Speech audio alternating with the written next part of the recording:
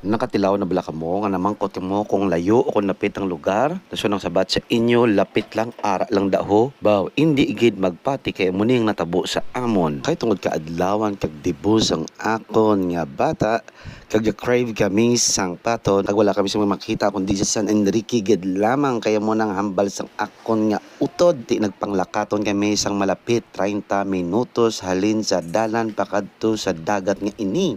Mga neguro.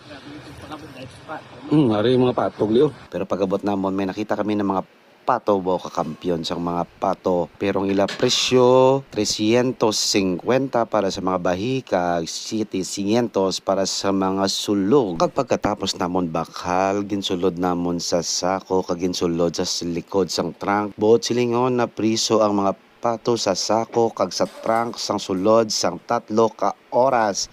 Thank you. Dati ganita. Anong alam mo ganita?